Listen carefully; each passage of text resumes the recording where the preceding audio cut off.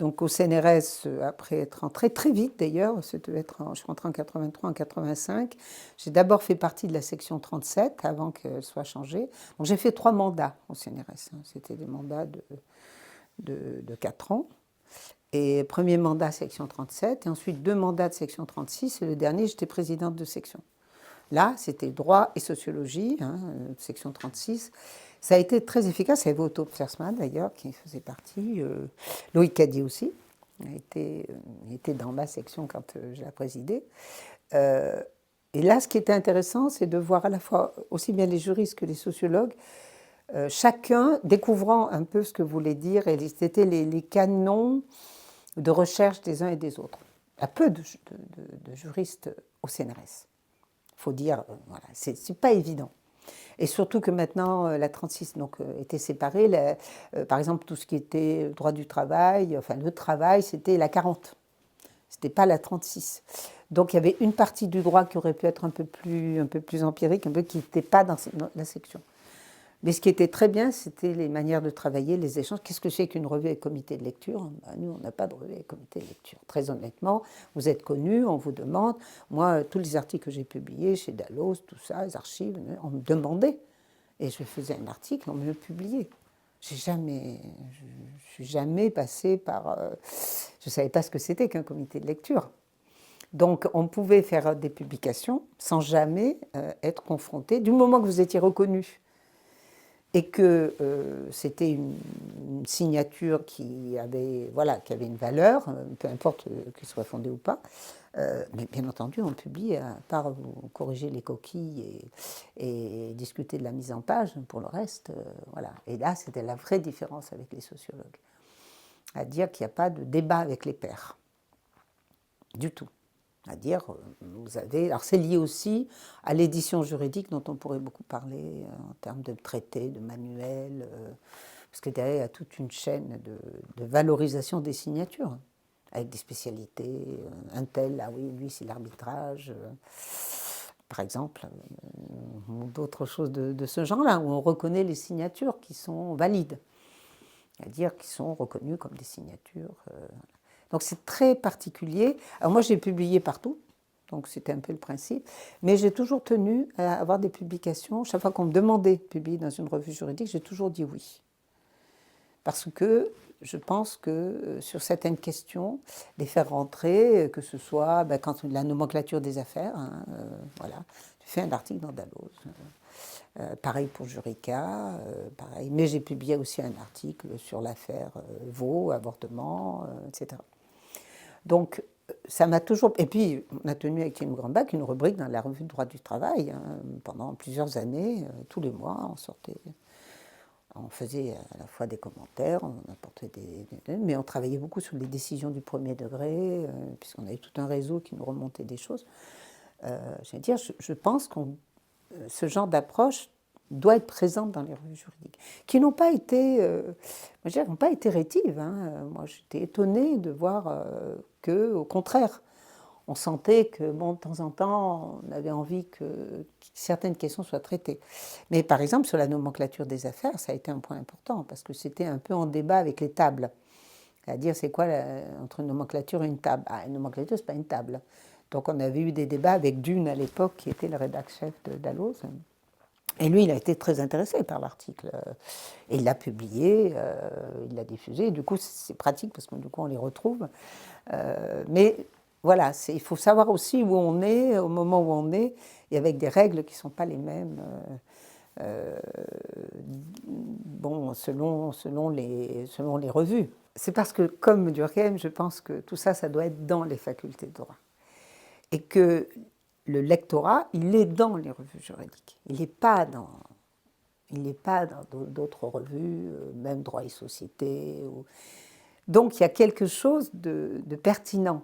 D'ailleurs, si les éditeurs l'acceptaient, les rédacteurs-chefs l'acceptaient, c'est parce qu'ils y trouvaient aussi leur compte. Là, j'ai beaucoup publié dans Droit ouvrier dernièrement, mais c'est eux qui me demandaient à chaque fois, tu n'aurais pas un truc, vous n'auriez pas.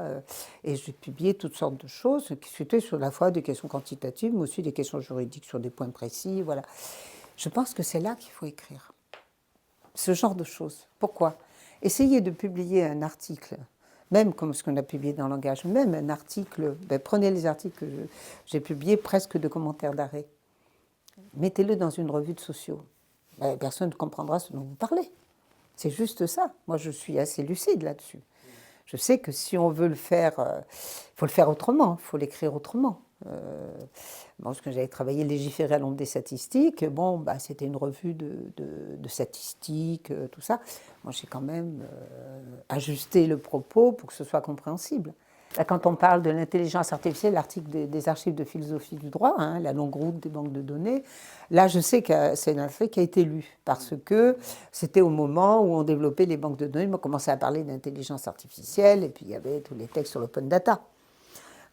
Donc je savais que ça pouvait être lu, mais dans les archives de philosophie du droit, j'ai écrit un article sur Marx, Durkheim et l'utilité du crime. C'est dans les années... c'était l'année de naissance de mon fils, c'est 81. Voilà. Donc c'était les archives de philosophie du droit de l'époque. On m'avait demandé un article, parce que ça correspondait au cours de criminologie que je faisais, d'histoire de la pensée criminologique. Donc Marx, Durkheim, l'utilité du crime. Parce que quelqu'un s'est intéressé à ça, je ne suis pas sûre. Mais ce que je voulais, c'était... Parce que c'est difficile, en fait, de diffuser toutes les études que nous faisons, qui ne sont pas publiées dans des revues juridiques, mais qui sont des études qui sont accessibles sur le site du ministère de la Justice, tout ça. Chaque fois que je teste pour savoir qui a lu quoi, personne n'a lu. Sauf les avocats spécialisés qui, eux, sont intéressés et qui cherchent justement des données et qui trouvent des éléments d'information. Mais sinon... Moi, je veux dire, on peut... Donc la question du... Finalement, je retrouve la question de la presse juridique. Qui lit quoi? Qui lit quoi? Et avec quelle finalité? Qu'est-ce qu'on gagne à le lire? Ou est-ce qu'on perd son temps? Il vaut mieux regarder le dernier commentaire d'arrêt, que l'ami fait le point sur le dernier texte, ou des choses comme ça. Il y a aussi des principes d'économie. Qu'est-ce qu'on en tire quelque chose? Et clairement, moi, je suis assez lucide. Je ne pense pas qu'il ait trouvé son public, cette démarche-là. Dans cet enjeu de faire connaître, diffuser, le CNRS, ça a été plutôt un avantage ou l'agrégation a été une autre option, l'université? Je crois que vous avez la réponse à la question. En quoi l'agrégation vous amène à paraître professeur? Mais moi, ma filière, c'était la filière CNRS, donc j'étais directeur de recherche. Je ne me suis pas posé la question. Je suis sûre, pour avoir participé à des leçons d'agrégation, que l'agrégation, c'était important à condition d'en sortir. Et là, je sors toujours mon amie Marie-Claire Rivier, qui, au lendemain de son agrégation, mais elle était super jeune, je crois qu'elle avait 28 ans, elle était agrégée. Elle est venue dans mon bureau pratiquement en pleurs en me disant « Je suis professeure, mais je ne sais rien ». Et c'est là qu'elle ne savait pas où aller. Je dis « Allez, tu viens à Saint-Étienne », parce que c'était en train de se faire. Et elle est venue à Saint-Étienne. Est-ce qu'elle avait conscience qu'elle avait tout à apprendre d'une certaine manière? C'était une très bonne juriste, mais elle n'allait pas passer son temps à faire des cours. Et c'est là qu'elle s'est mise à la procédure aussi. Donc je pense que l'agrégation, c'est bien à condition d'en sortir. Mais bon, en tout cas, ça n'est pas un avantage. Je ne vois pas en quoi c'en est un. À part qu'on a réussi un exercice formel, généralement dans un cadre où les membres du jury vous connaissent déjà, vous êtes chaudement recommandés. Enfin bon, on ne va pas dire du mal de l'agrégation, ce n'est pas le moment. Si on revient peut-être aux aspects institutionnels. Oui. Qu'est-ce que ça supposait concrètement, quel était votre travail en tant que présidente de section au CNRS? C'était quoi? Quelle était cette fonction? De toute manière, c'est même en tant que membre, mais enfin en tant que présidente, de fait, on évalue. Il y a tous les recrutements, tous les ans, qui sont quand même une grosse machine, parce que quand vous avez 2 postes à attribuer, que vous avez 300 candidats, parce qu'on avait des juristes et des sociologues. Et le problème, c'est que les juristes n'étaient pas armés pour se faire recruter par rapport aux sociologues qui étaient plus dans les canons de la recherche. Donc, d'abord les recrutements, ensuite toutes les évaluations des chercheurs, tous les 2 ans, puis tous les 4 ans. plus les évaluations des équipes, pareil, avec un rythme, les équipes reviennent, associés, désassociés. Donc on faisait un travail constamment sur dossier. Et d'ailleurs, très tôt, on avait des CD-ROM, hein, je veux dire, c'était vraiment, on était équipés, parce que c'est... Pendant un temps, moi je me souviens, sur le premier mandat, c'était le postier qui nous apportait des tonnes de dossiers, je me souviens. Voilà.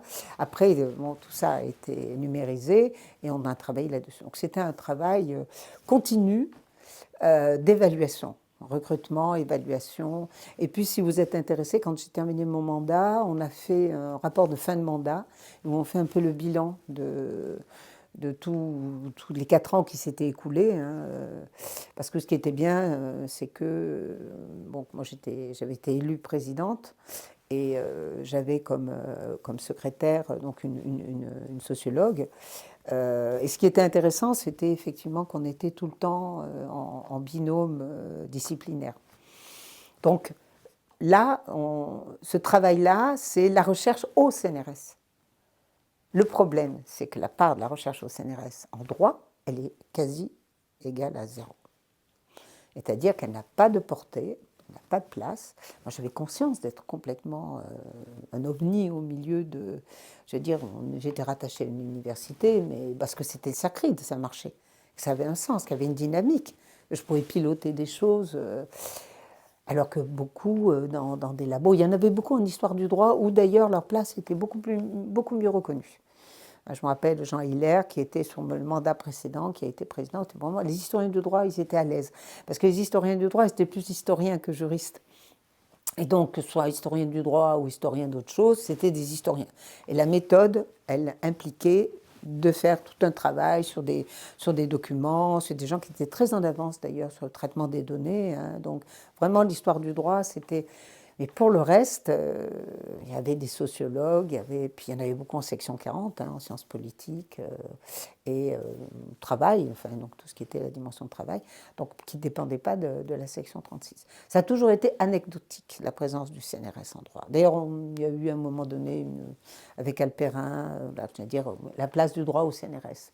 Et dans le rapport de 2004, que vous pouvez trouver d'ailleurs sur Internet, hein, on faisait un peu le point justement sur la place du droit au CNRS. En fait, le CNRS, on souffrait beaucoup du fait que ça n'était pas reconnu scientifiquement, le droit. Au CNRS, hein, j'entends.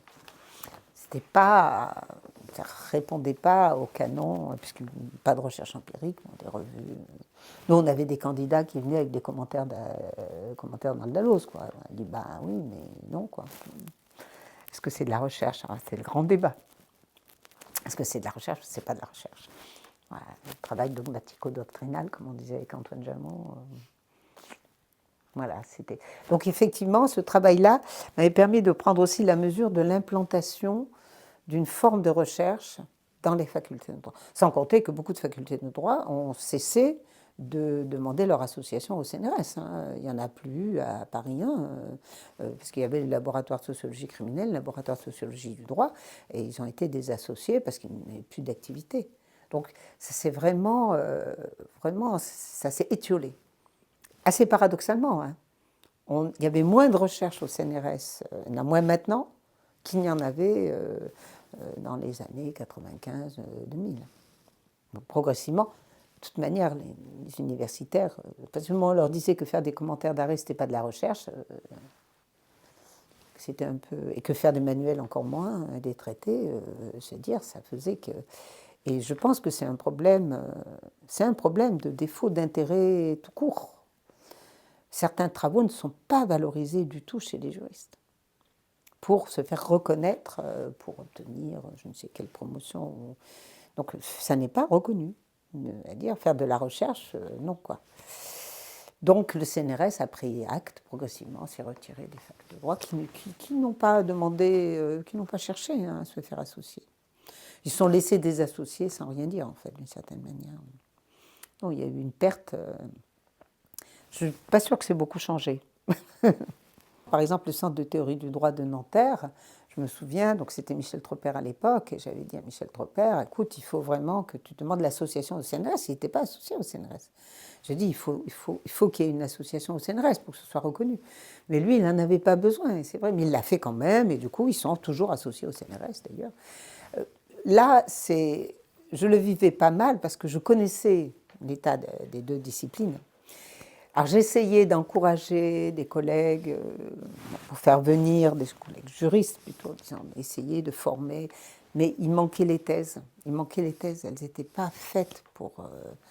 Il n'y avait pas ces démarches-là. Elles auraient pu avoir d'excellentes thèses de droit empirique. Et vraiment du droit dur même, hein, je dirais, mais il n'y avait personne pour les piloter. Et sinon, ben, ce qui me surprend en vous écoutant, j'ai l'impression que rien n'a changé. Pour en sortir, ben, il faut passer l'agrégation et devenir prof par l'agrégation. Et l'agrégation, c'est une fourche codine d'un exercice calibré, où on fait le droit et quelque chose. Le droit est la mer, le droit est droit A, droit 2. C'est comme ça, c'est-à-dire qu'on a pris acte à un moment donné. Alors, du côté des sociologues, du coup, là, c'était peut-être là où j'étais le plus utile, et les collègues aussi, c'est qu'on ne laissait pas passer les approximations.